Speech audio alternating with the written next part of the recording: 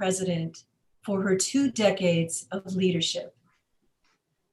Our panelists today bring a wide range of expertise to this discussion of the impacts of the COVID-19 pandemic on women and girls, and to related issues facing women around the world.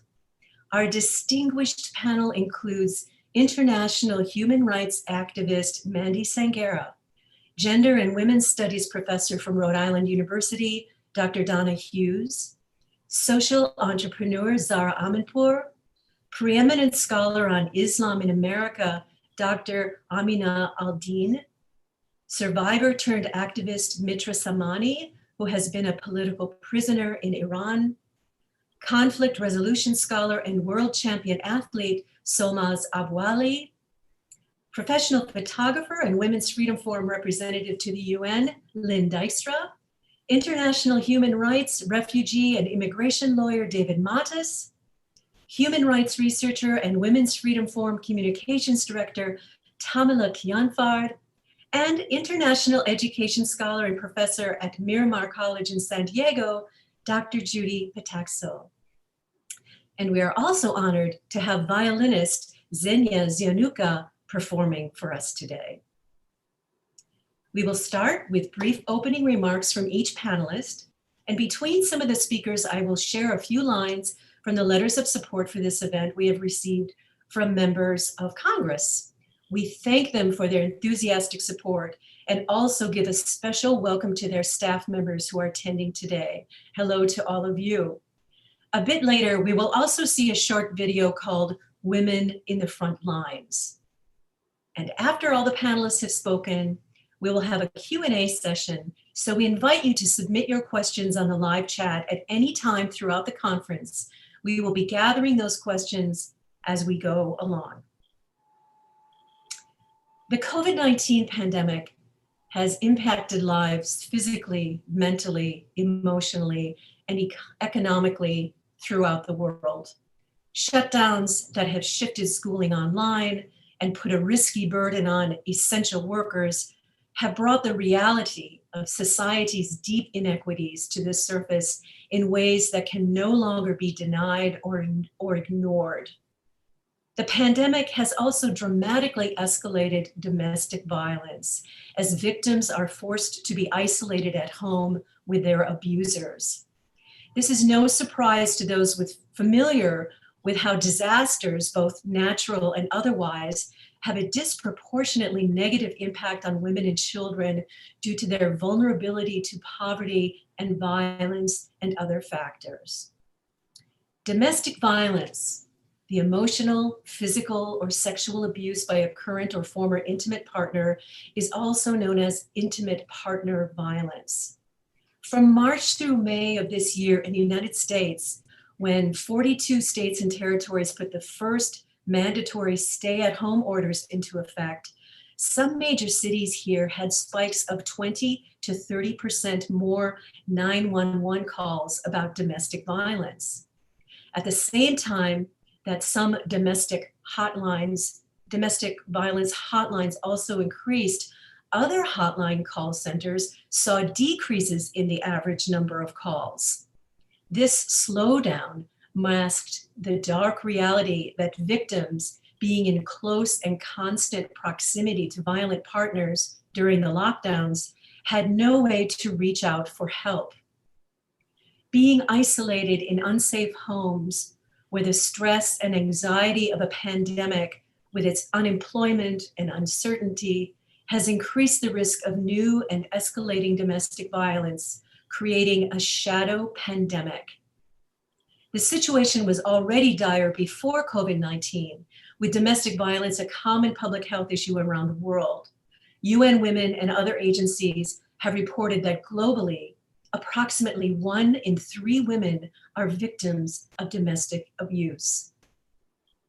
We have seen dramatic increases of this violence in Europe, where reports rose by more than 30% in France and 20% in Spain's Catalan region, for example. In China, where domestic violence reports more than tripled in the Hubei province during lockdown. In Colombia, which had a 94% spike in violence against women ages 29 to 59. And in Australia, where doctors in the Northern Territory saw a 15% increase in surgeries related to family violence in May. According to the Centers for Disease Control and Prevention, the pandemic has escalated this violence and suicide rates due to alcohol or other substance abuse, financial, emotional, or physical stress, job loss, depression or anxiety, and of course, social isolation. Our panelists will give us insights into this shadow pandemic and how women, their communities, and governments are meeting this crisis, as well as other critical issues facing women around the world today. So let's begin. Our first panelist is Mandy Sangera. Mandy is a community advocacy consultant in the UK, international human rights activist, and philanthropist who has shared her expertise on working for gender equity and social justice on the TEDx stage and other venues around the world. She joins us from London. Welcome, Mandy. Thank you. It's fantastic to be back and be supporting the World Freedom Forum again today. And I wish I was there in the States with you, because I know that we would have been having this event in person. But actually, what's happened is inequalities like never before. Just as you've spoken today, Antonio, there is a shadow pandemic that is happening around the world, which is affecting women and girls around domestic violence. But there's another pandemic that's like a ticking time bomb, which is around mental health and people's well-being deteriorating. With lockdowns and travel restrictions, resources cutbacks, and to measure the spread of the coronavirus has actually put a lot of people in very vulnerable situations. We have seen an increase of young children being left at home in very difficult situations, in abusive relationships at home with parents and caregivers, where children have not been able to go back to school around the world. Many young women will never return back to school because actually they will be a victim of an early child forced marriage or gone through a harmful practice, and some have ended up becoming pregnant. I was involved in an African Safeguarding Summit earlier this year with 16 individuals from 14 countries, and it was really interesting to see how the inequalities before COVID have now really come to the surface like never before. People are so worried about their well-being and trying to stay safe that they don't even know where to go for help, where NGOs and supporters and organizations were helping them from around the world. They haven't got access to some of those services now. So it's really important that today from this panel and this whole conference that we take away key learning about looking at supporting and sharing best practice. So one of the things that I have seen over the years in places like South Asia is where women who are experiencing domestic violence or sexual violence or assaults can't access help because actually of the fear of leaving their home because they're on a lockdown, or if they use their husband's phone, if the police call back or the authorities or the women NGOs call back, the woman's put at greater risk. So there's been some real inequalities that have come to the surface. And one of the things that I have seen really good in South Asia has been where women have gone out and just tied a little ribbon to their door to show women activists and campaigners that, look, I'm at risk, I'm at harm, I'm suffering domestic violence, I'm suffering abuse at home. We've seen practices in Africa where neighbours have kind of tried to intervene and support young people to try and stop the abuse that's happening. As we come out of the pandemic, there's going to be a greater need for cheaper goods and labour and other things, and there will be a greater increase in human trafficking. And we have seen that people leaving their home due to conflict and other reasons is really come to the surface like never before. And people are not even worried about COVID or the pandemic. They're not even worried about that actually that they could die of COVID. They don't see that because it's about survival. Because if people's basic Maslow hierarchy of needs are not being met, people can't see beyond that.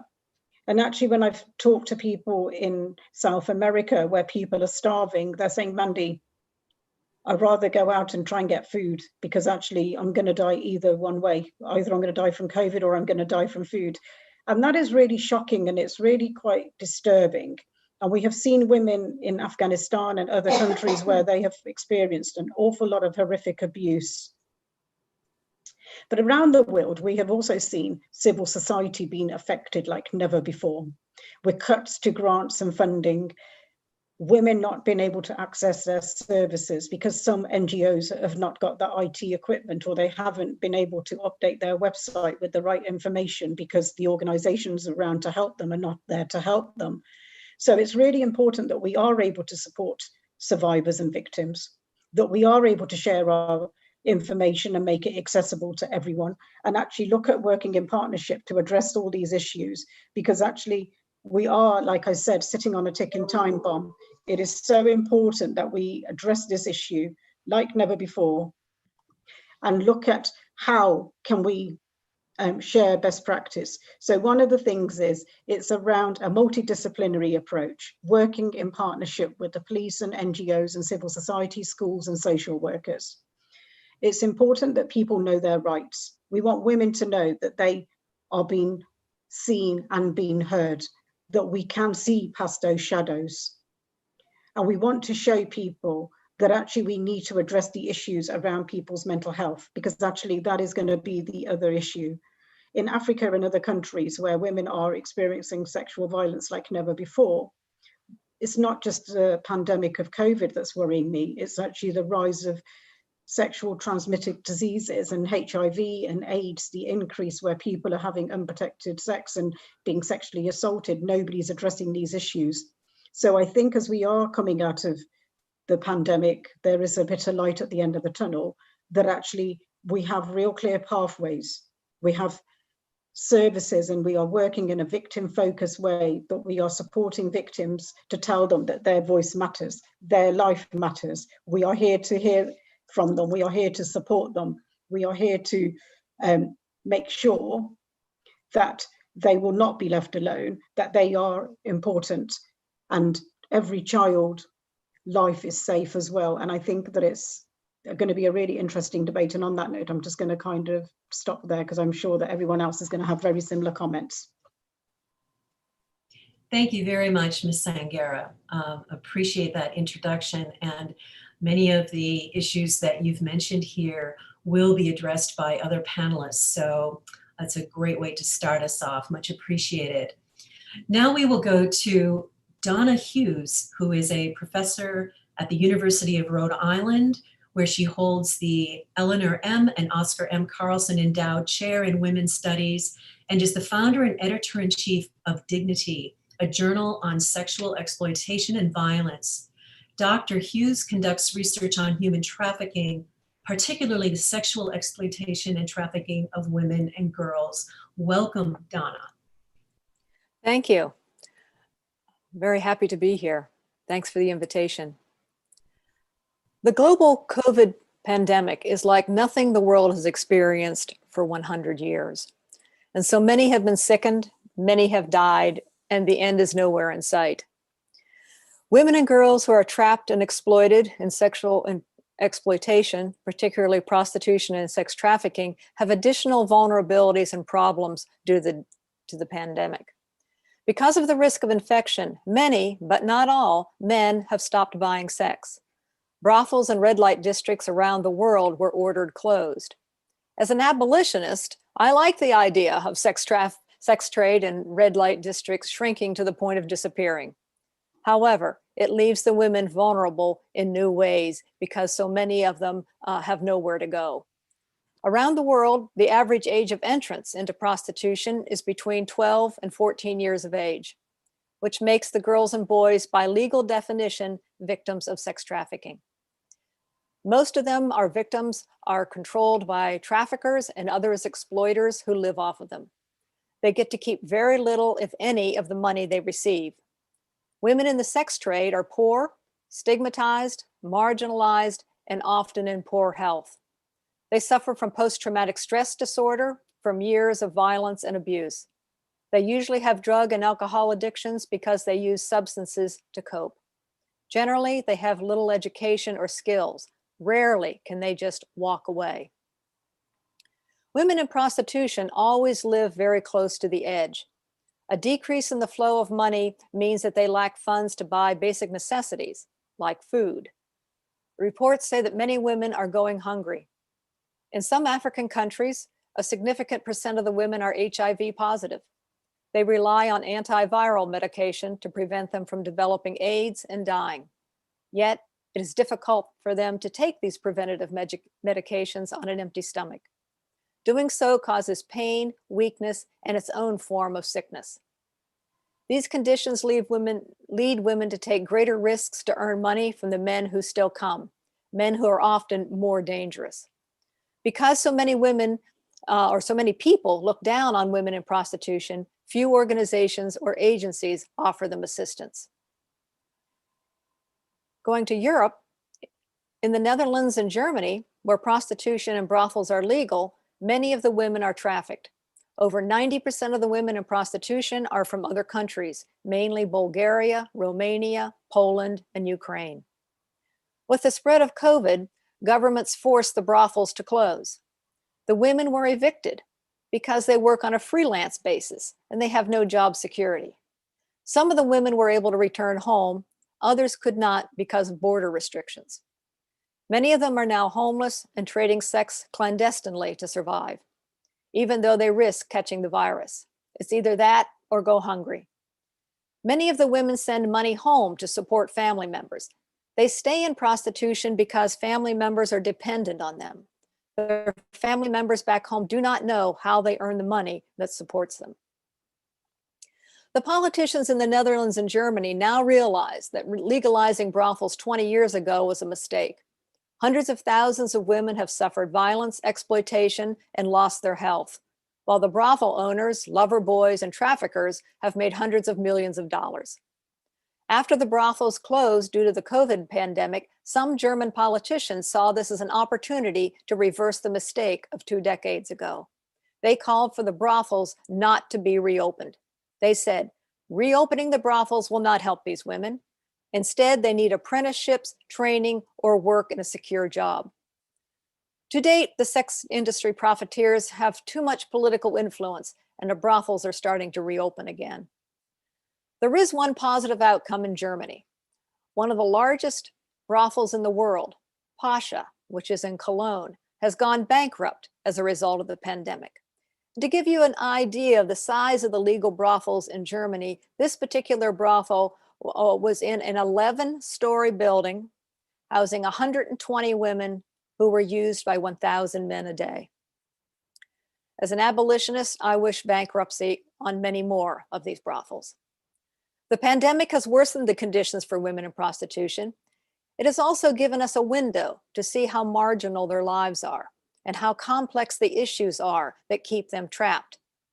It's also given people some hope that after the COVID times, the traffickers and the sex buyers will not be allowed to go back to normal business of brutalizing and exploiting women and children. Thank you. Thank you so much, Dr. Hughes. A lot of startling information there and very, very timely and relevant. And thank you so much for all of the work that you're doing with your journal, which really hones in on this particular issue. It's really great. Thank you. Now we will come to Zahra Amanpour, our next panelist. Zahra is a native of Tehran, Iran.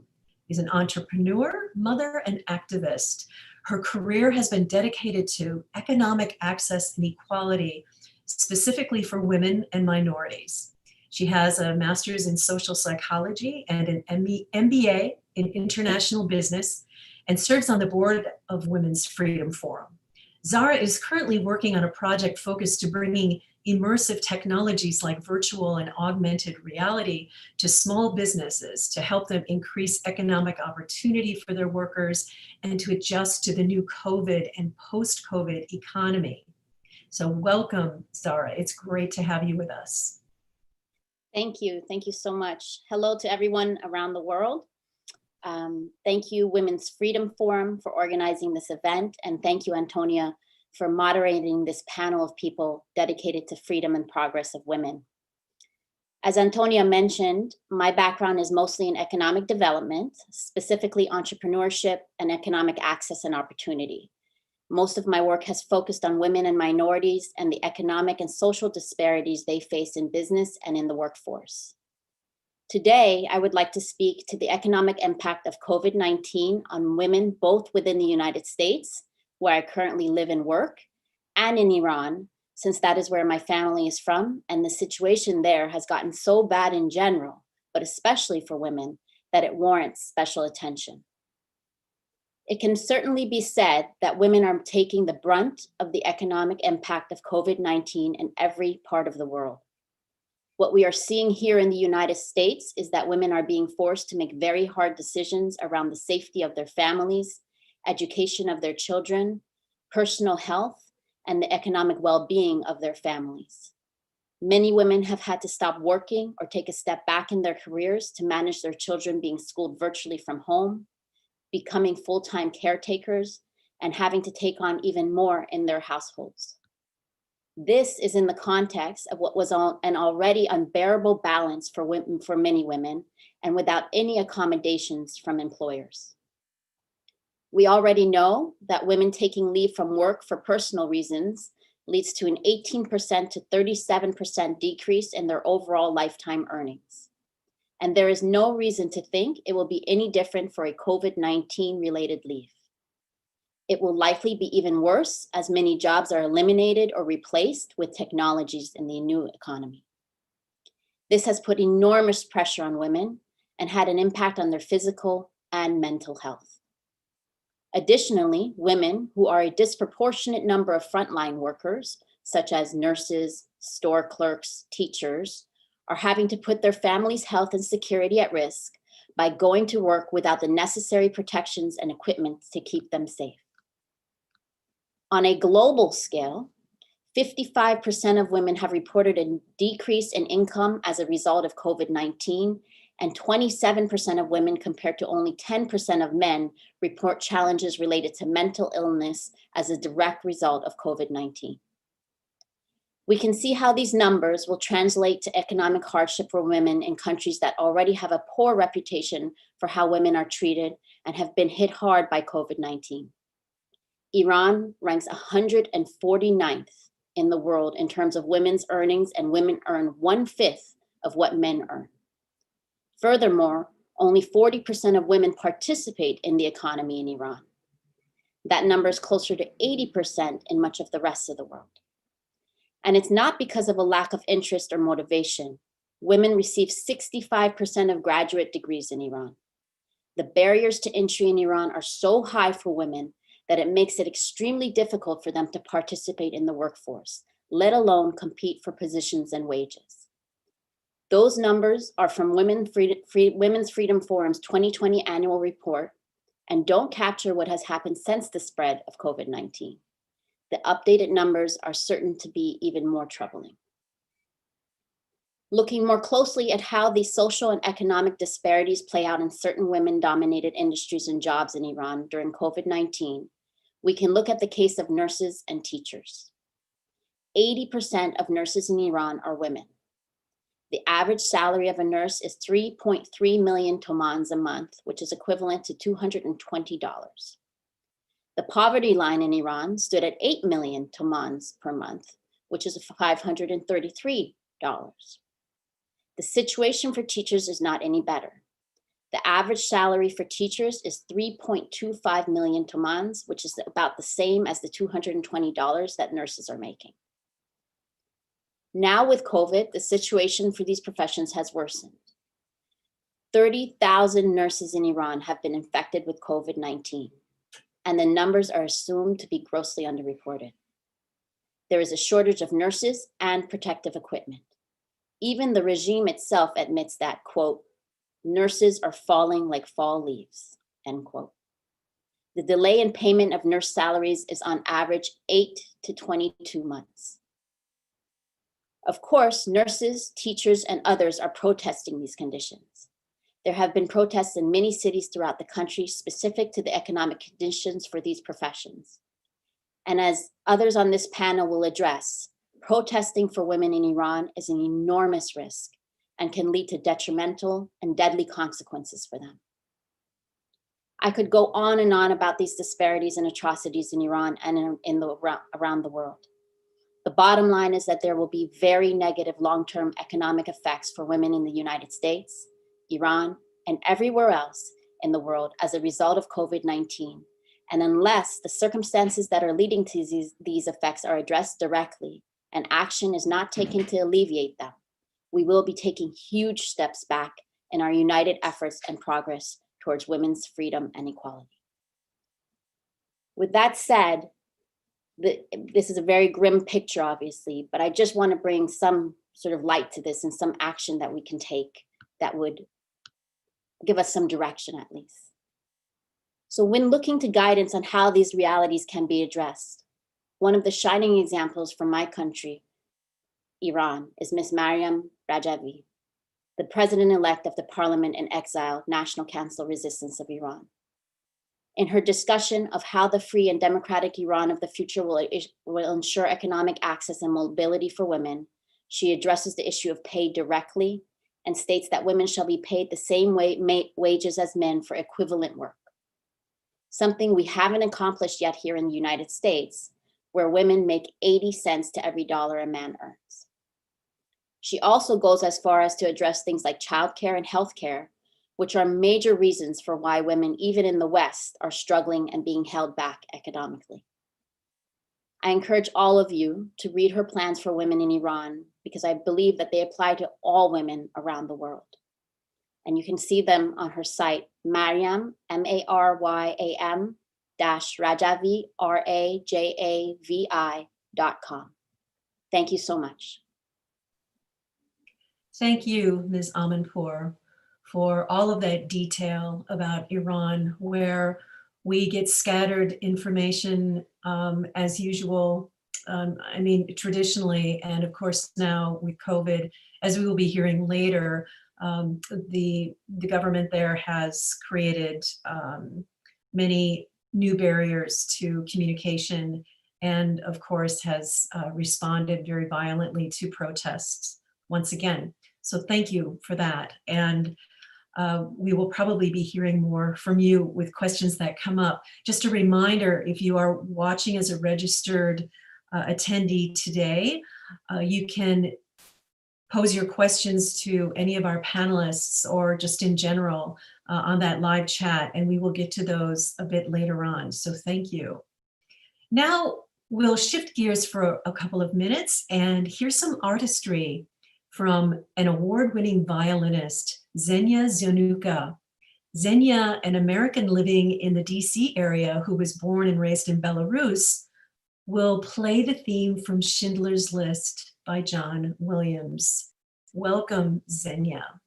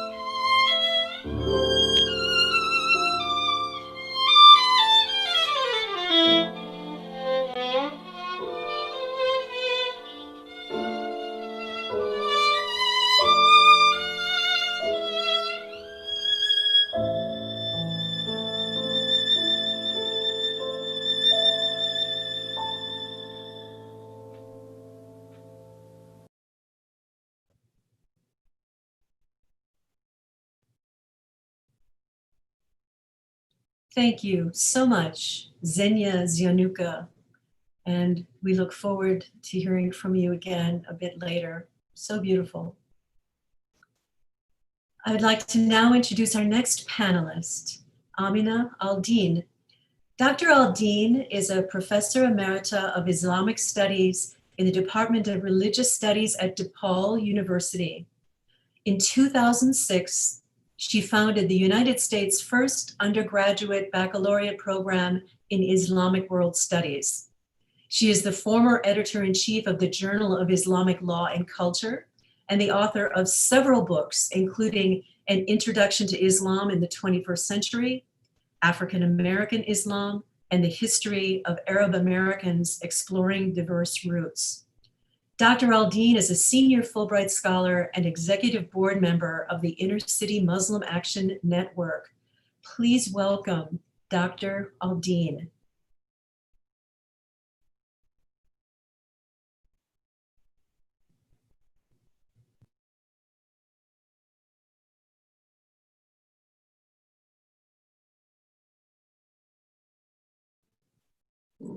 We cannot hear you. Dr. Al-Din, if you could please unmute. Sorry. Thank you I'm so still- much. That's I'm great. still listening to the music. Yes. And thank first, you. I want to thank the Women's Freedom Forum for bringing all of these wonderful colleagues that I didn't know I had together. This has been a wonderful morning, and I'm learning about more stuff that I didn't know about, which I will make sure I highlight in different places. And also, I want to thank you for the opportunity to talk about African American, Muslim and non-Muslim women who are rarely in these kinds of forums and do not know about the wonderful work about women. In the United States, of course, the United States has NGOs. They rarely work on the ground here. So it is important that I take this information back, and hopefully those listening will absorb some of these statistics, but also insight into we're all kind of struggling around the world. Most African American women live in a complex of struggles and small victories. The impact of COVID is experienced in varying degrees depending upon socioeconomic status and whether or not they live in segregated areas of a city or a suburb. They struggle with various types of implicit and explicit segregated housing, overpriced housing, food deserts, which may be a term that many of my colleagues know, lack of access to quality health care, while remarkably emerging as community leaders in all areas.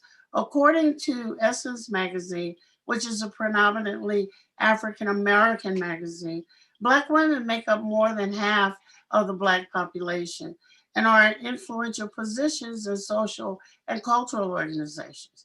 They head about 30% of all households in African America and perform many of the society's essential jobs.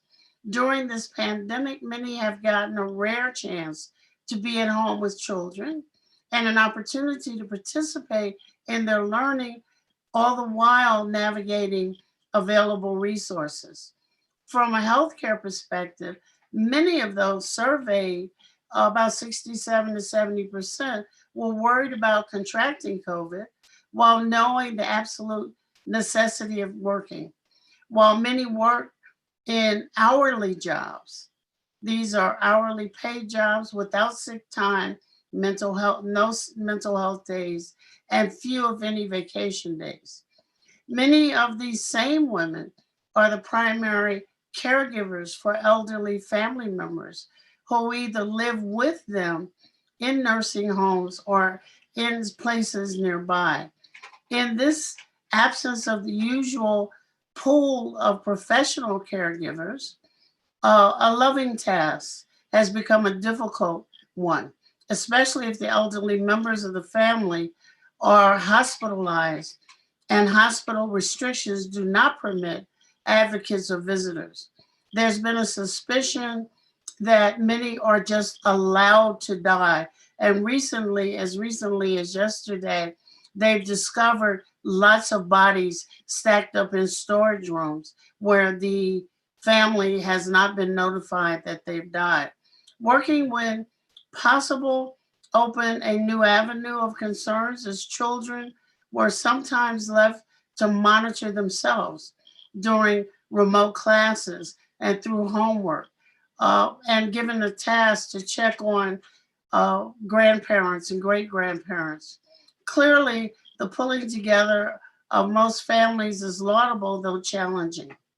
As the primary orchestra conductors of most families, women found that though the necessary duties were increasing exponentially, so too were worries about finance, housing, and food stocks. Segregated living has caused food desert. Some neighborhoods do not have grocery stores for 3 to 5 miles, and in America, that's unique. What has replaced them is what's called the corner store. These stores carry liquor, candy, cigarettes, and milk, bread, and others. Too little. And I will stop there just to say that the mental health of women and children and the increases in domestic violence are scary.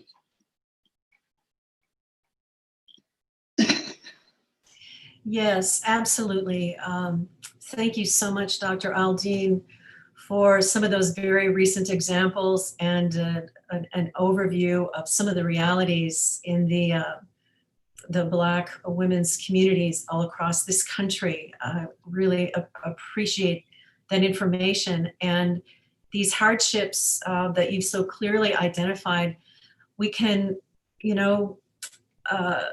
we can look to other current situations with some hope, perhaps, that the policies that created the conditions for these problems can be changed. I mean, the first example that comes to mind for me is that we have a historic number of women serving in the US Congress now, and more than a third of them, there's 127 women, and 38% of them are women of color, which is an extraordinary point of progress for this country. These women were elected to be heard and to make a difference on the issues you talked about, those issues of employment and housing and food scarcity, childcare, all of that. So, and also women of color are being representative in the executive branch. We have the first woman of color as a vice president-elect of the United States, and we just found out that the next US ambassador to the UN will be an African-American woman, Linda Thomas Greenfield. So just to add a word of hope about this, girls of color can see these doors opening for women who look like their mothers and who want to make life better for them through these positions of power. So thank you for showing us the details of what's happening to women and children of color during this pandemic. And this helps us understand even better why we need more women and women of color representing us at our local, state, and federal levels. So hopefully women can be, and girls can be encouraged and inspired to run for office if that seems to be their calling, that it's becoming more in the norm, right? So thank you so much. I would now like to read just a brief excerpt from a letter that we received, a letter of support from one of our congresswomen, speaking of the Congress. This is from Dina Titus, the US Congresswoman from Nevada, and she welcomes all of you to this webinar and sharing some facts about COVID-19 in her state. She writes, in my home city of Las Vegas, as you can see here, we experienced an increase of 13% in domestic violence calls associated with stay-at-home orders and coronavirus restrictions early on in the pandemic. And the funding needed, to address this has been drying up due to the economic downturn. A little later on, she says that we have these laws in place that we need to keep intact because the funding really supports the services that women need, and they directly support that. And she has an optimistic ending here that even in the midst of a global crisis, women have persisted and persevered in ensuring that progress is made. So we must remain committed to this campaign. We very much appreciate letters like this from our many supporters in Congress who recognize the work that we're doing to raise awareness and advocate for women all over the world. This support is important to us, and it's much appreciated. So thank you again. Now I'm very, very pleased to introduce our next panelist, Mitra Samani. Mitra Saidi Samani received her bachelor's degree in English translation from the Open University in Tehran in spite of the years-long interruption of her education caused by her arrest by Iran's Revolutionary Guards when she was just 18 years old. Her crime was supporting women's and human rights after the 1979 revolution. During her time in the notorious Evin prison and Gohar Dasht prison, she was tortured and also witnessed brutal tortures, rapes, and summary executions of other activist women. After her release, she was under the constant surveillance of Iranian security forces. She finally managed to get out of the country and settled in the United States in 1992. Thank you so much, Mitra, for being here. Thank you. Good morning, everyone. Thank you, Antonia. I'm so honored to be amongst these distinguished speakers. I would like to also thank Women's Freedom Forum for this opportunity and its continuous efforts in educating and calling to attention the violence affecting women all around the world, and for offering solutions and hope to us all. When religious extremists took control in Iran, the oppression of women and girls was one of their first goals to achieve. On September 7th, 1981, when I was a teenager in high school, I was snatched in the streets in Tehran for distributing flyers of the women's rights activities. I was arrested and spent 4 hellish years in Evin prison. I was scared and shocked at what I was witnessing. Tortures began immediately. The harrowing sounds of screams and floggings were nonstop. Mothers with newborn infants, 70 to 80 years old grandmothers, pregnant women, and teenagers were all around me in prison. Cruelty and tortures, such as floggings, hanging by wrists while being beaten, and rape had no limits. In order to break these brave women, guards would rape the girls repeatedly. Therefore, many, especially the young teenagers, could not take it mentally as well as physically and lost their sanity or commit suicide. I'm forever grateful to the brave mothers and women who have helped me and other newcomers to literally and figuratively carry us, keep our sanity. Their guidance, their motherhood instincts, their sisterhood is what have saved me. Medieval misogyny continues in prisons and in public to this day, with the same perpetrators still in power.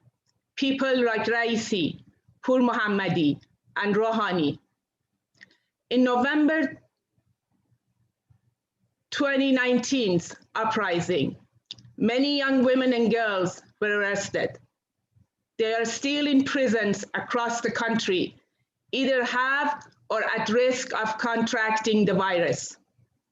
United Nations passed a resolution on November 18th, 2020, which expresses serious concerns about executions of minors, forced confession, or executions without notifying families. So has Amnesty International's multiple reports on torture of female prisoners. Imagine that now, with the pandemic. These brave sisters of ours not only do not receive minimum necessities for survival, but also are purposefully exposed to COVID-19 and are denied treatment and hospitalization. When they ask for hygienic supplies, they get attacked at 4 a.m. by pouring boiling water over them, all to break their resistance and punish them for rising up. In Karchak prison alone, 200 female prisoners, mostly now infected with the virus. Nikta Esfandani, a 14-year-old girl, shot and killed last November. Her anguished parents went on for days looking for their daughter. Finally, they were told that she was killed and her body is at the IRGC morgue, and will release her body with one condition: take her to outskirts at night to be buried with no other family members present, no mourners, not awake, nothing. This is Nikta.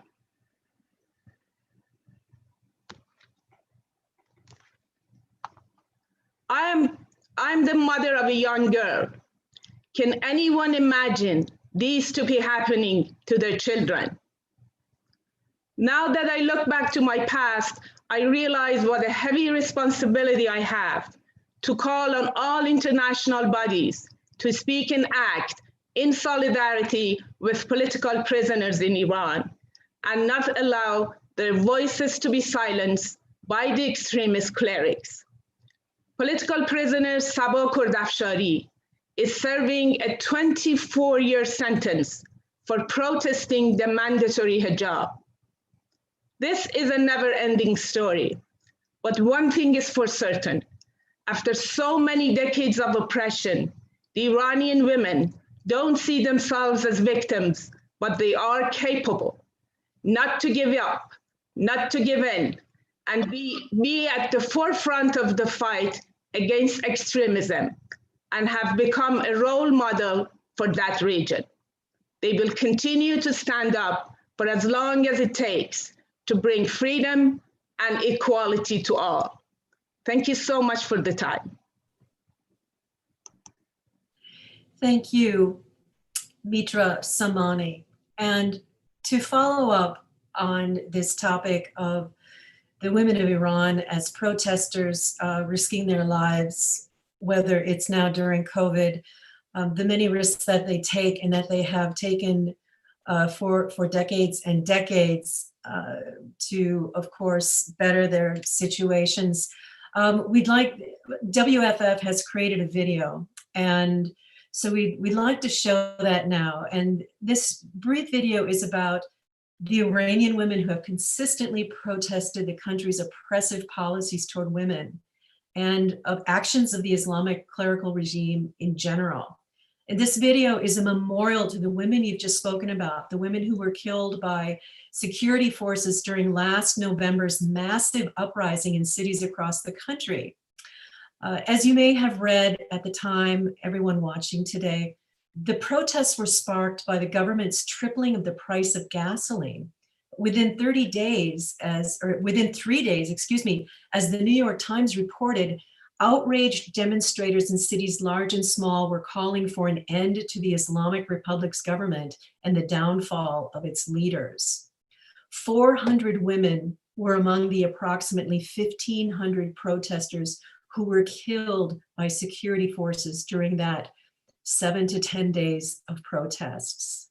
This video remembers them and also women healthcare workers who have died while working on the front lines of the COVID-19 pandemic. Thank you for watching.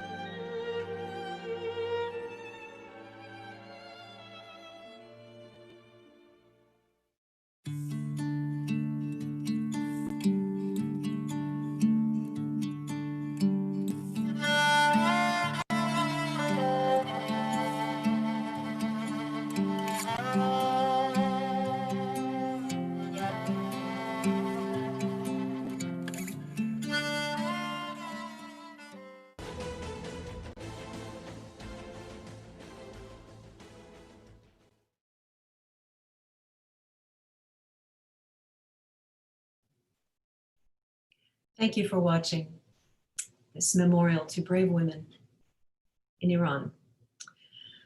I am happy now to present our next panelist, Dr. Solmaz Abou-Ali. Dr. Abou-Ali is a professor, author, and practitioner working at the intersection of sport, diplomacy, and conflict resolution. She designs and implements sports-based programs for governments, non-governmental organizations, and philanthropic figures seeking to address social and political conflict through soft power methods. Dr. Abou-Ali is also a world champion and 14-time US national champion in traditional karate. Welcome, Dr. Abou-Ali. Thank you so much. And that video was powerful in and of itself, because not only do they are they pictures, but they represent stories and people who have been battling against exactly what we are here to discuss. So I also have now the difficult task of taking a second and recovering from the video.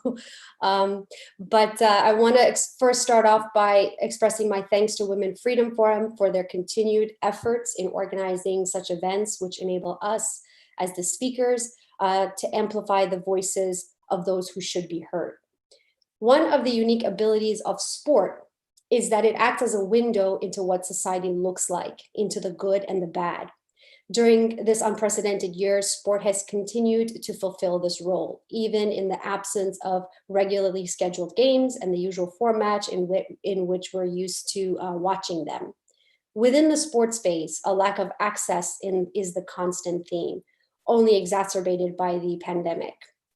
To provide a brief context, for sportswomen who actually do get paid to compete in elite sports, the norm is low salaries, short-term or part-time contracts, lack of written contracts altogether, and poor working conditions and opportunities. Such discrepancies between sportswomen and sportsmen have played out in several ways during the pandemic. As examples, women's leagues resumed several months after men's leagues, while the latter got to play with the same rules as before and with the added benefit of regular COVID testing. Women's teams have had to finance their access to equipment while also having to maintain their job as athletes through keeping in shape, recording performance numbers, and participating in official team meetings. But this isn't a game of tit for tat. It's about an ingrained inequality that continues and is exacerbated in tough times.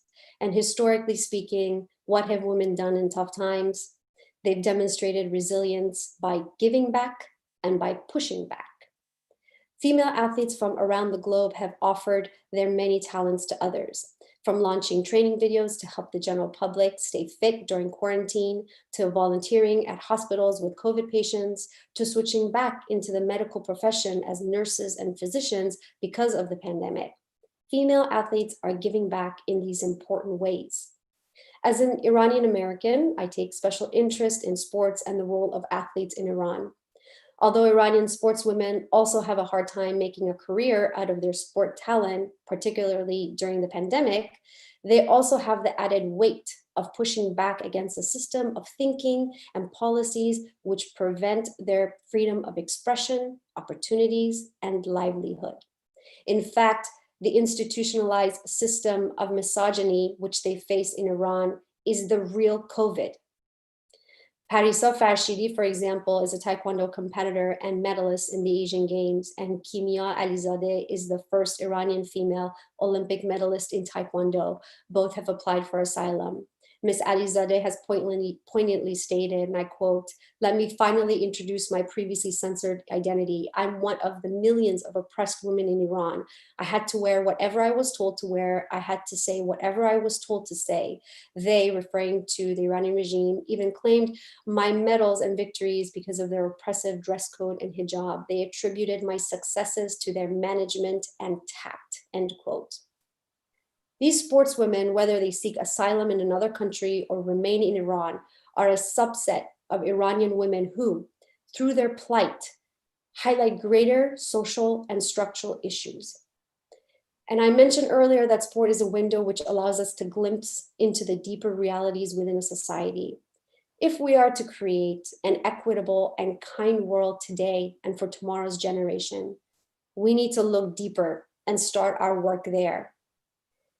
Interestingly, researching Iranian women led me to a public figure, Maryam Rajavi, whose work tackles the root of such social and structural issues in the country by introducing specific and progressive plans for all women, particularly in sports, where she calls for equal opportunity for men and women in athletic and artistic endeavors. The thread of equal opportunities, regardless of gender, is a key theme in her vision for a future Iran, one which has resonated with Iranians inside and outside of the country. Mrs. Rajavi seems to be quite perfectly positioned with global support, infrastructure, leadership skills, and a democratic vision to address a different kind of pandemic, fundamentalism and misogyny. And with that, I'll pass it back to you, Dr. Felix. Thank you so much. A fascinating field that you're in, such an important one. And if I may say, I'm going to have to look up some of those training videos that the athletes you're talking about have been putting out for us who have been so homebound during COVID. Thank you so much. And now I would like to introduce our next panelist, Lynn Dykstra. Lynn is a human rights advocate and photographer whose Washington, D.C. based career spans 3 decades, covering national and international high-profile events.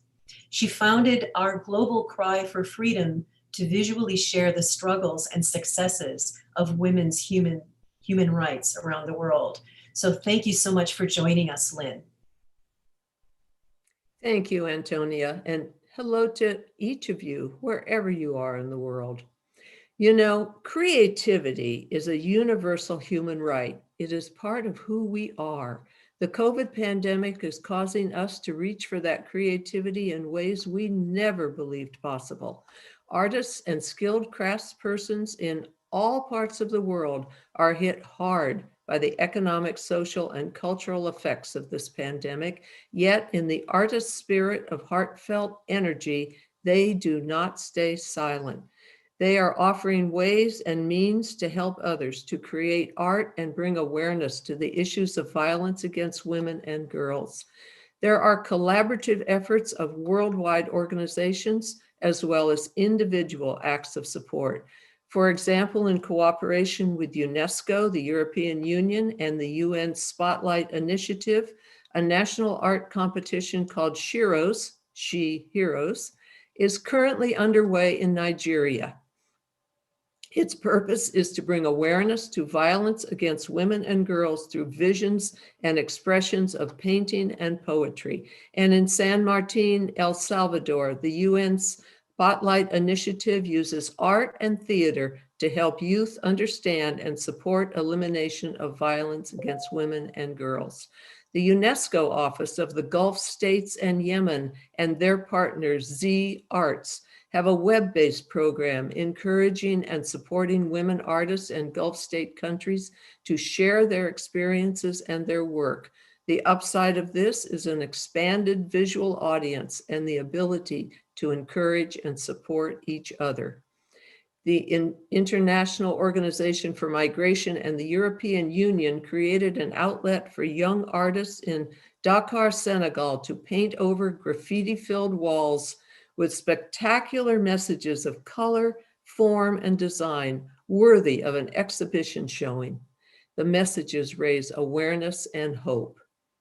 One of the most heartfelt, but not surprising, discoveries is how independent artists, who in many cases are barely holding on economically, still reach out to help others.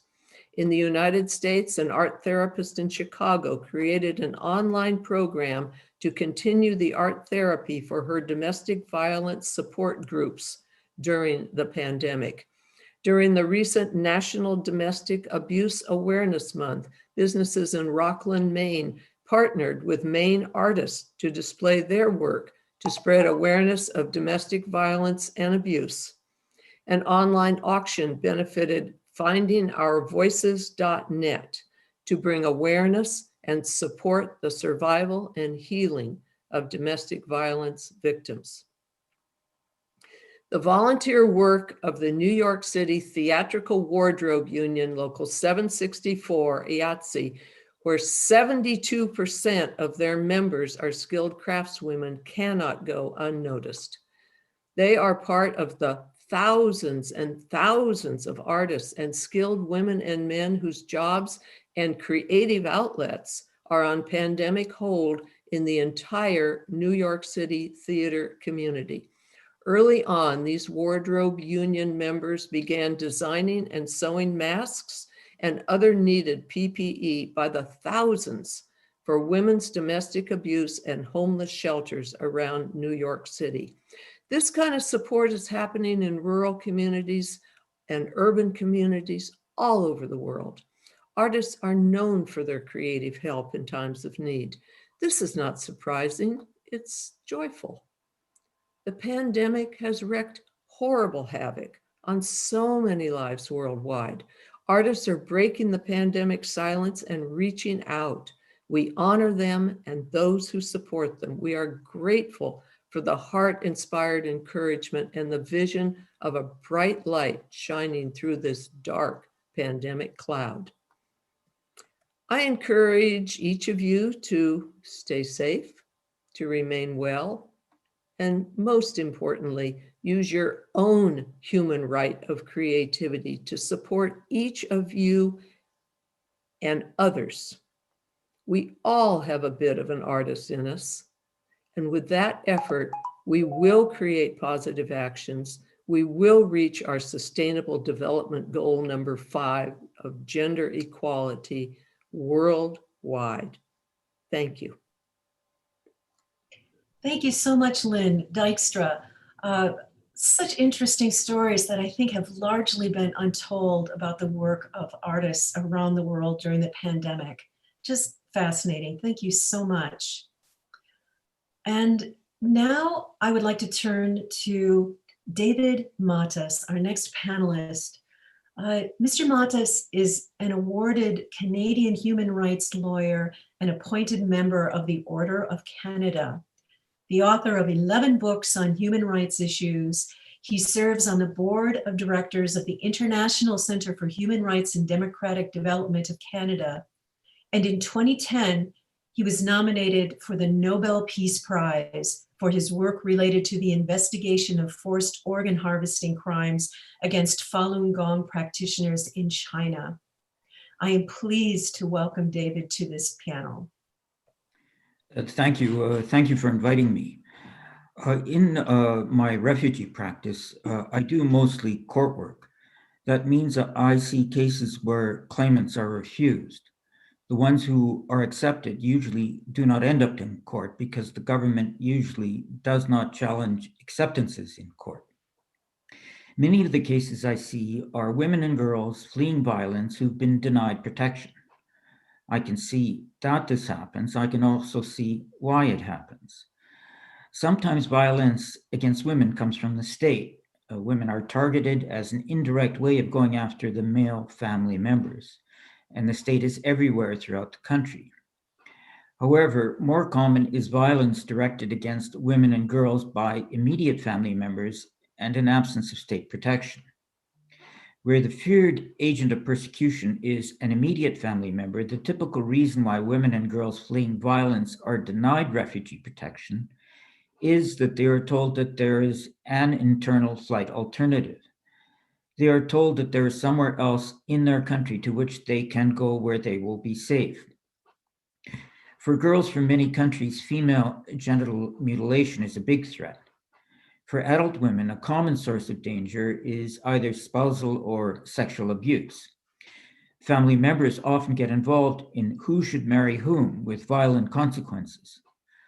Those rejecting the refugee claims reason that these women and girls and the parents who want to protect the girls can go elsewhere in the country, and the threatening family members will not find them, that the family does not have the means or the motivation to locate them elsewhere. This reasoning is prevalent, but it ignores the reality which women and girls and their protective parents face when fleeing the threat of family violence. There are a couple of publicly reported cases in which I was involved one involving a woman and one involving a girl, where the courts took cognizance of the problem. But these cases are exceptions. In the case of Molodika Nagaya, a woman in Kenya fled sexual abuse from her father. She came to Canada, had a child here, and made a refugee protection claim, which was refused on the ground that she would be safe elsewhere in Kenya, in particular in Mombasa. When the case went to federal court, Mr. Justice Barnes ruled in her favor, stating the potential for harm could not be so readily dismissed. Ms. Nagaya's whereabouts in Mombasa would eventually become known to her father, particularly if she was unable or unwilling to isolate herself totally from all of the other members of her family and past family acquaintances.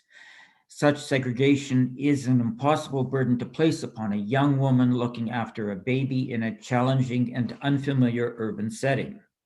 The issue of personalized risk needs to be assessed against the realistic social and economic situation facing a claimant who's expected to return. And that's the end of the quote from Mr. Justice Barnes. In a second case, the case of Zahid Abbas and Kasha Zara, a father fled Pakistan with his young disabled daughter because of violence and the threat of further violence from the family of the father, who opposed his marriage because he was Shia and his wife was Sunni. Again, there was a refusal of their claims based on the internal flight alternative, that the family could escape his family by going to Islamabad. Mr. Justice Ahmed, in ruling for the father and the girl, who was 9 years old at the time of the judgment, observed that the Refugee Appeal Division, which had rejected the claim, noted, and now I'm quoting from the judgment, that the agents of persecution would be required to learn of the applicants' return to Pakistan and to determine the whereabouts of the applicants in Islamabad, a city of 1.35 million people. However, stating the population figure of Islamabad is misleading. Family networks and connections would facilitate an easier access to locating the applicants without having to comb through 1.35 million people in a city. I agree with the applicant's submission that it would be unreasonable for the principal applicant to cut himself off from all his family members and acquaintances. Also, it would be unrealistic that this effort would be successful. And that's the end of the quote from that judgment. I could regrettably give many examples of cases where women and girls fleeing persecution have been unsuccessful at every level in seeking protection in Canada on the basis that they have an internal flight alternative in the country fled. I give the example of a couple cases which succeeded in court because they point a way forward. The Canadian Immigration and Refugee Board has gender guidelines issued by the chair of the board as a guide in determining individual cases. These guidelines could and should be amended to reflect the reasoning in these cases so that women and girls are not so easily denied protection in Canada on the basis that they would be safe elsewhere in their own country. Thank you very much.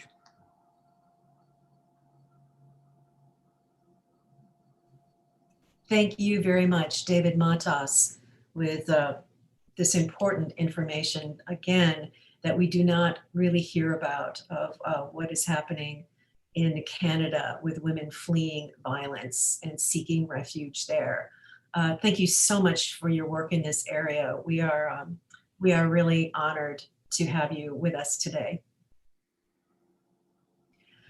So now I would like to take another couple of minutes to have some artistry from a very talented woman in the US, Xenia Zinuka.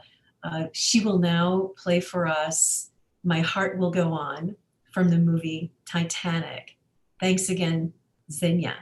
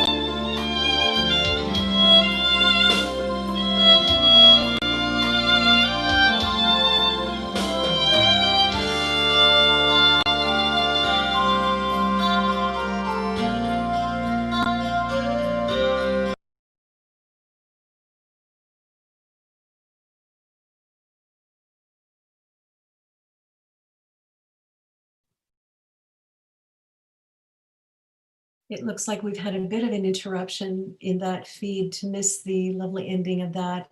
Our apologies, Xenia, but thank you very much. Um, Continuing to welcome all of our attendees from around the world today. We have two more speakers that I so much look forward to introducing you to. My next panelist is Tamila Kionfard, who is a human rights advocate focusing on empowering women's rights internationally, from the work she does for Women's Freedom Forum in Washington to St. Anne's Women's Shelter in South Africa. She has a BA in International Affairs with a concentration on diplomacy and development, specifically in the Middle East and Africa. So welcome, Tamila. Great to have you with us. Thank you so much, Antonia. I appreciate that introduction. Hello, friends and honored guests. My name is Tamila Kionfard, and I am the Director of Communications at the WFF. I'm so honored to be a part of this distinguished panel of strong women and men who care about the well-being of the world as I do. Thank you for sharing your day with me.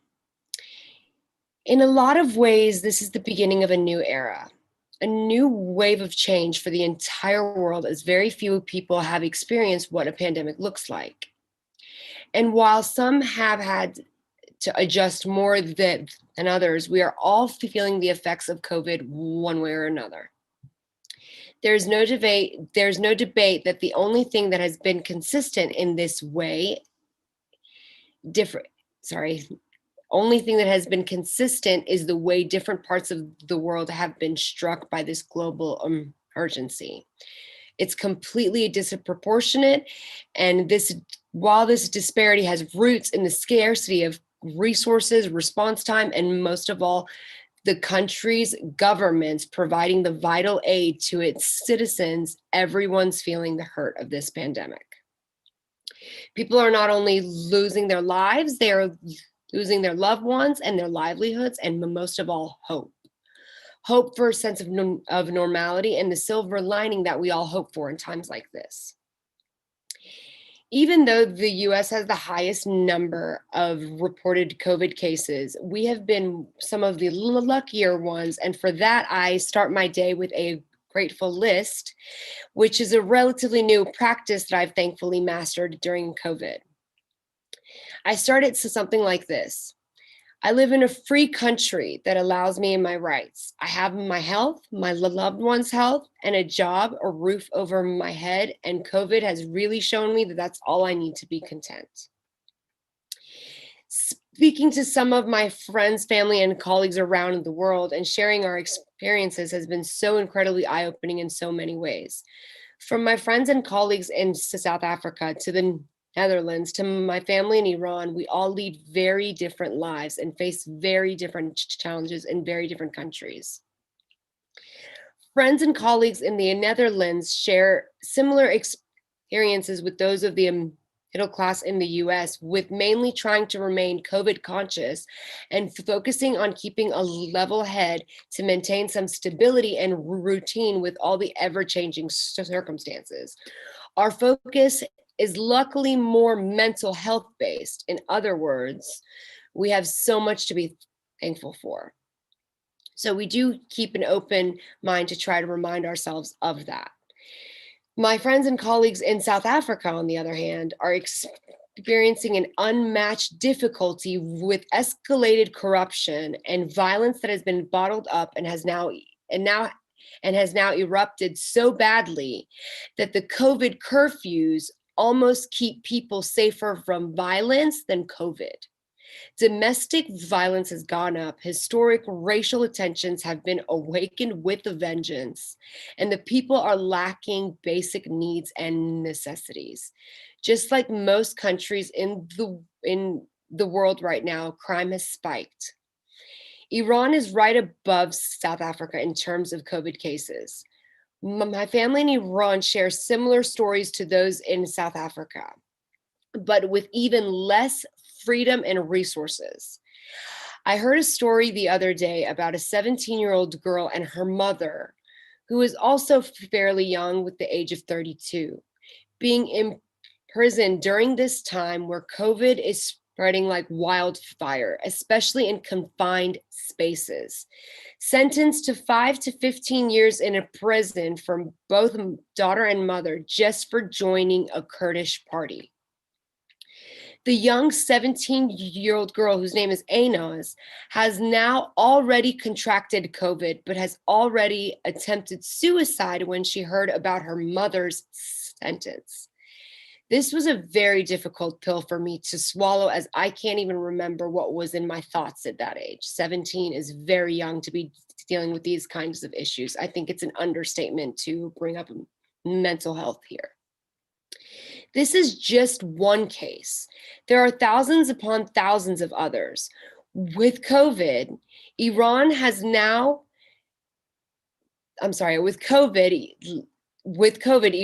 now has a strategic cover-up for what they have been doing all along, mercilessly taking lives of their own citizens. But as luck would have it, I noticed that we all agreed on one thing, no matter where we were in the world, no matter what our issues were. COVID has presented new opportunities for change. It's the universe's way of providing a reset button on all of humanity, because while people discriminate, death does not. Through this hardship, the world has become closer. It's not our problem versus their problem. It's a collective problem. All eyes are on the world. And something that I found to be incredibly interesting and kind of gave me hope for new ways to bring the world even closer together is that the US has shown in many ways to the rest of the world that even the more developed countries, as the more developed countries in the world, we have to stand up and fight for what we want, and you should too. I think this example of leadership is one that is new for many, because many people believe that the United States has a perfect record for human rights in the present, but it has been proven that we don't. Therefore, COVID or not, people took to the streets to make their sentiments known, knowing it could mean their lives with a pandemic going strong. This is the time for change, because people are watching, learning, observing, and taking action for what they want and believe. A very wise woman who is actually watching today said something that really, really changed my perspective on how I was seeing things. She said, while the witnesses are watching, we have to make it known. And I'm with her. Thank you. I think that's up to the moment. I appreciate this time and this forum for everyone to come together and make their sentiments known. I'm going to stop on that. Thank you, Ms. Antonia. Thank you so much, Tamala Kianfard. We really appreciate your moving stories of what is happening right now in far corners of the world. Much to understand and take in there. So grateful for your contribution. Thank you so much. And now I'm so happy to introduce our final speaker today, who is Judy Petaxel. Judy is a professor, psychotherapist, and international education coordinator at San Diego Miramar College, where she founded the mental health counseling program. So this really is a great follow-up to the mental health issues that Tamala was just speaking of. Dr. Petaxel is a professor of Filipino studies and has recently been involved in a collaboration grant project with her college district and the Office of Violence Against Women that focuses on decreasing intimate partner violence.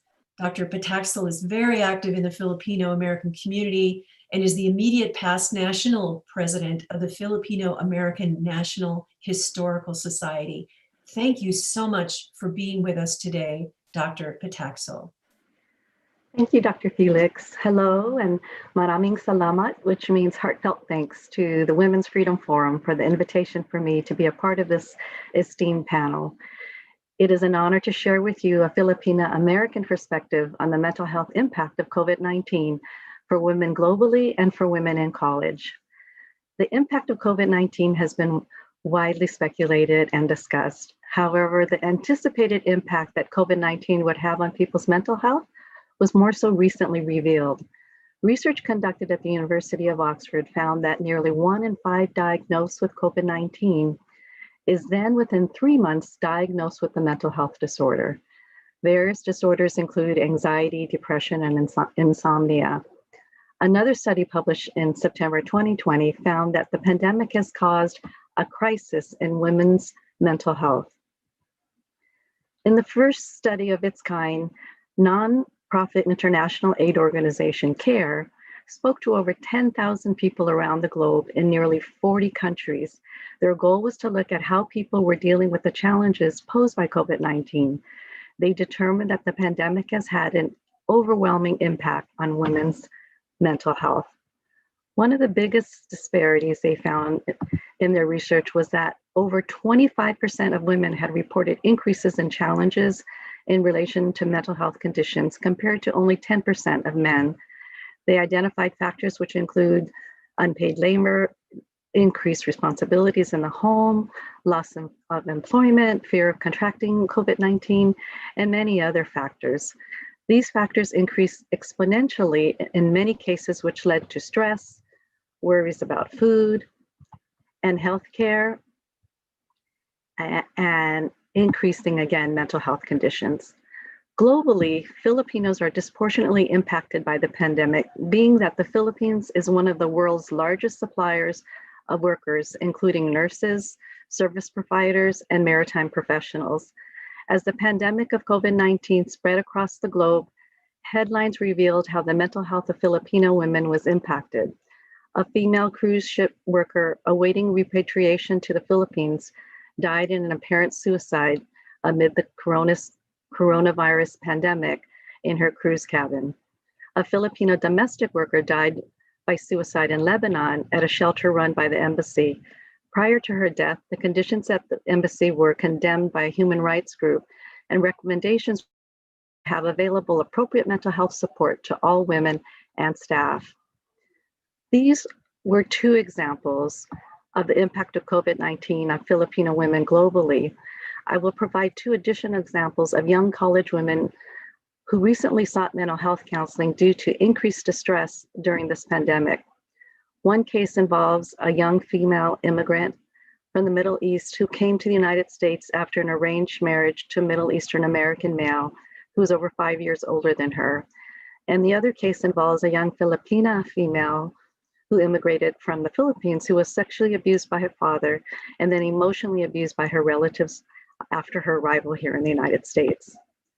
The young Middle Eastern woman was distraught because her husband demanded that she quit college, that she begin to have children and stay at home, or he threatened he would send her back to her country. The young Filipina immigrant was being emotionally abused by her relatives and also was threatened to send back to the Philippines to her sexually abusive father. Both of the college women had few resources, thoughts of suicide, and were hesitant to seek help because of the cultural and social stigma of receiving treatment. Because the stigma of people seeking mental health treatment has such negative consequences, at times it could mean life or death, especially when it comes to suicide, it's important to destigmatize the process and encourage help-seeking behavior.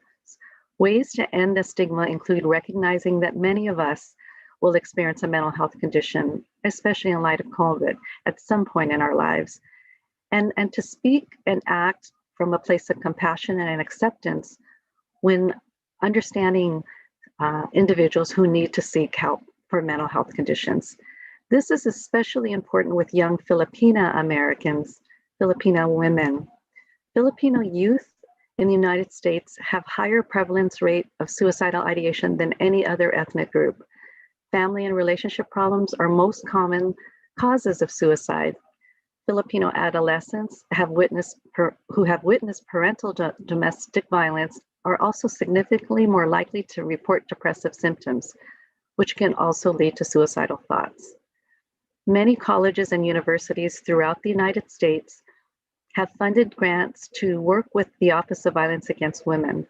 The grants facilitate colleges to work in collaboration with campus and community-based, culturally competent prevention and response organizations to increase advocacy, assistance and awareness to decrease intimate partner violence and sexual assault.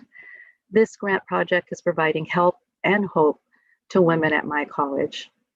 In closing, I believe the information presented today represents a call to action for the entire global community to mount a more effective and equitable response to the mental health impact of COVID-19 on women, and the need to develop an effective response to address the problem of increased suicidal thoughts for Filipino girls and women across the globe and in the United States. Again, thank you for being able to participate in this very impactful conference. Thank you to Women's Freedom Forum, and thank you, Antonio, Dr. Felix. Thank you. Oh, it's so great to have you, Dr. Pataxil, and thank you for this information about a specific group, particularly here in the United States, and the issues concerning them, and of course about all of your information in your area of specialty about mental health, the suicide spike that is happening right now during COVID among the groups that you are so familiar with, and also many others around the world. Much appreciated, all of that information, very good. So we have run a bit long in our session, and I just want to thank everyone for staying with us to hear all of our speakers. We have a little bit left that we'd like to do. We'd like to take a couple of questions since there's so limited time from you viewers, so that we can get a little more back and forth here and be interactive. And then we'll have one very small or one very short final moment from one of our panelists to finish things up today. So one question that I have that I would like to direct, I have a question here on my messaging from a viewer in the United States, and I'd like to direct this to one of the board members of Women's Freedom Forum. This viewer asks, what are ways people who are listening to this event today can get involved locally as well as globally with the Women's Freedom Forum? So could one of our board of director members address how people could support our organization and where to look for information, including some of the publications that were mentioned today?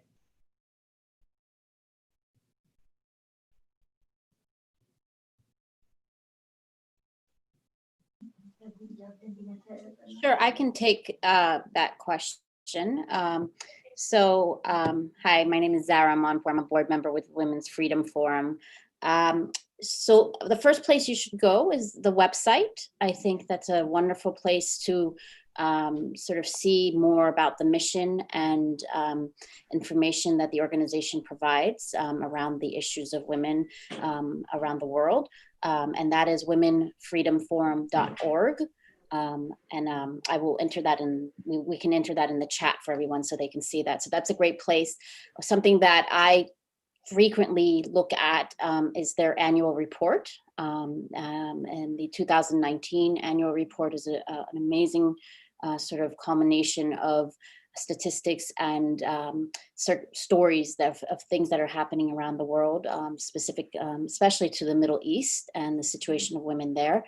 So that's a great place. So that's one place to certainly look more into the organization. And then I would suggest you stay up to date on these events. You can join their mailing list and other, they send out newsletters on a regular basis. They send out sort of updates of certain situations and events that are happening around the world for women. So I would suggest that you get involved by joining their mailing list so that you can stay up to date on things that are happening and get involved at the time when it's needed. Things change rapidly around the world for women, as we all know. And for example, a year ago, what we were talking about, well, always the issues of women unfortunately involve violence and oppression. Right now, the pandemic has become at the forefront of the conversation. So you always want to be sort of up to date. They've posted now some some social media sites that you can follow also to stay up to date that way too, which is another great way to stay up to date in the organization. So that's some of the ways I would say stay involved. This conversation is always evolving. Thank you so much, Zara. And please stay with us because I wanted to do one more quick question from our audience, and actually it is addressed to you, as a matter of fact. It's a coincidence. So I can't tell where this person is from, but the question is about she appreciated you sharing those details of the economic impact on women in Iran, and is wondering what the rest of the world can do to help this situation, especially when these protests are being so brutally crushed by the government itself. Thank you. Sure, thank you. And thank you for the question. I think one of the main things when it comes to Iran is the suppression of information and sort of the world, what we hear in terms of what's going on in Iran differs so much from country to country, from government to government, and from issue to issue. The bottom line is what women in Iran need more than anything else is advocacy and support and a voice outside of Iran. So they need people to make sure that what is happening in Iran is actually shared with the rest of the world. Sometimes for lots of reasons, political reasons and other reasons, the reality of what women face in Iran is kind of blurred and not really shown for its full, the real horribleness of it is not really seen in the rest of the world. But it's important that we around the world stay engaged with women in Iran, that we stay engaged with what's happening to specific women, especially right now after the uprisings last year in November 2019.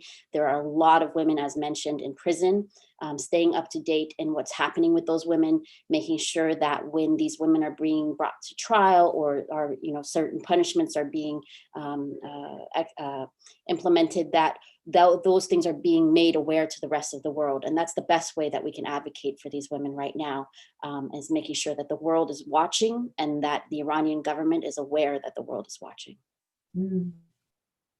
Thank you. Thank you very much. And finally, to wrap up, one more question for that I would like to address to Mandy, who we introduced at the beginning, who was our first speaker. If you could, do you have any more remarks about a call to action, just in general, about what is happening? Oh, so good to see you. What is happening with women around the world, and perhaps particularly with those who you are most involved with, about what is happening now during this pandemic with its special challenges? Is there anything you would like to tell us to give us more ideas and perhaps some more hope about how we can solve these challenges and learn our lessons, learn from our lessons? I just think, first of all, thank you, Antonio, for moderating. And I know that we've run a little bit over, but actually all the speakers have made such valid points, and everyone had so many different things to be brought to the surface and to the table. And we've discussed so many things, from women empowerment, from women to oppression. And one of the things that I would say that, people keep saying to me, that COVID is an equalizer. No, it isn't. The only thing that it doesn't do is discriminate against whether you're wealthy or you're poor. But sadly, we have seen women being affected disproportionately because they are on the front line, because they are our caregivers, they are the teachers, they are the ones that work in the shops around the world. They are experiencing, COVID. And plus, when they go back home, they are suffering domestic violence and abuse behind closed doors. We've seen an increase in harmful practices, and we've seen a rise of early child forced marriage. But what we need to be doing is keeping up the pressure, raising awareness, just like Zara just spoke about women in prison. We saw the news of a British woman in Iran prison, Nasreen Radcliffe, who is actually has now had her prison sentence extended. And I know the UK government has tried to address this issue. I know social media has tried to raise awareness, but sadly, because people are so busy trying to survive and they're trying to look after themselves at the moment. But what I would say to you today, if you're going to take anything away, that we're all in this together. This pandemic has actually sort of leveled out the playing field. And it's really important that we go back to the basic humanity, interpersonal skills that we all have about showing empathy, compassion, showing respect to others. Before I'm a feminist, before I'm a woman, before I'm anything else, I'm a human being. And I want to respect all my fellow humans, regardless of your race, regardless of your ethnicity, your gender, whatever. You know, you are a human, and we need to start going back to that. Because sadly, sometimes people don't want to call out regimes. People don't want to call out wrongdoings. Just as we're watching the news today unfold and we're seeing people in Ethiopia being displaced, there's wars going out. We need to unite. The world has to not just turn a blind eye, because actually, like never before, women are the ones that suffer the most. Women are the ones that are actually the front line of conflict, the ones that suffer the most. And we need to empower the next generation. We need to make sure that young people's voices are being heard. We have seen young people being affected by this pandemic like never before. We have 10 years to tackle the SDGs.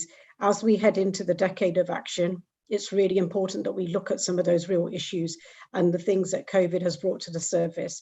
So what I would say to everyone, you know, continue supporting organizations like the Women Freedom Forum and other organizations. And actually, when you hear something or you see something, please tweet it, please speak about it, have a conversation. If you don't know something, ask somebody. If I didn't know something about what was happening in Iran, I would call Azara, I would call Sona, I would ask them, say, can you tell me, please educate me, because that's the only way we learn. So what I would say to you, a call for action. If you don't know something, read about it, learn about it. Don't listen to fake news. Do not listen to things that, you know, somebody's telling you, because actually it might not be true. So, you know, we're all sisters, we're all women together, and we need to start being, you know, supporting one another. And I just want to say well done to everyone, and thank you again. And it's been a great debate, and it's been really interesting. And thank you to everyone, and especially you as well, Antonio, again. Thank you so much, Mandy Sangara. And I encourage everyone to look up all of our panelists today, learn from their work. And I want to thank you again for participating. I hope we've given you insights into many realities facing women at this time, realities that may have gone below the radar for you until now, and inspired you to keep learning more and take whatever action you can to be part of the solution in bringing equity, safety, respect, and empowerment to women and girls. Our event today will be available on YouTube for future viewing and to share with your friends who are not able to join us today. The title of the video, as I mentioned, is simply Women's Freedom Forum Annual Event, and it shows today's date, so it's easy to find. So thank you for spreading the word. On behalf of our panelists and everyone at Women's Freedom Forum, thank you around the world for joining and supporting us today. Stay safe.